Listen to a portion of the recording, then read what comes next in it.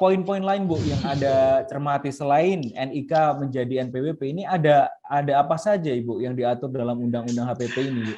Oke, salah satunya yang mungkin akan membuat sedikit senang karena kemudian dari nilai bebas pajak yang awalnya menjadi dari 50 juta dinaikkan menjadi 60 juta Mas.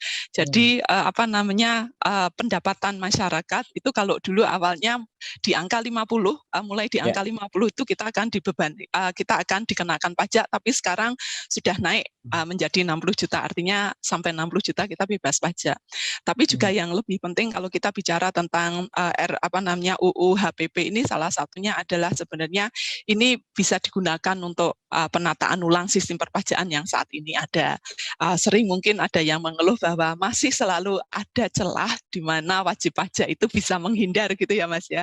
Dan itu saya kira tidak kasus khusus yang ada di Indonesia, tapi di seluruh dunia, di mana kalau memungkinkan itu sifat kita akan menghindari kewajiban-kewajiban seperti itu. Nah, harapannya undang-undang ini bisa memperbaiki dan menutup celah-celah yang selama ini masih ada yang digunakan untuk menghindari pajak oleh para wajib pajak.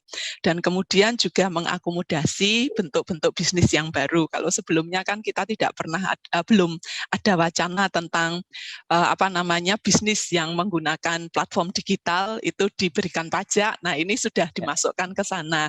Artinya para pelaku bisnis digital harus bersiap-siap dari sekarang saya kira ya Mas ya. Kalau itu kemudian nanti benar-benar diterapkan, artinya mereka sudah harus siap dulu dengan sistem mereka sendiri untuk untuk memastikan bahwa mereka menjadi seorang wajib pajak yang taat. Kemudian juga yang ada aspek keadilan dalam beban pajak. Jadi kalau di Indonesia ini kan menganut sistem pajak yang progresif. Artinya semakin tinggi semakin tinggi penghasilan seseorang itu maka akan ada pajak yang semakin tinggi juga yang diterapkan. Jadi ini juga perlu diketahui oleh oleh masyarakat sehingga jangan sampai isu tentang NIK menjadi NPWP ini nanti akan menjadi isu yang lebih besar daripada hal-hal lain yang lebih detail yang lebih penting untuk diketahui oleh masyarakat, Mas Gilang.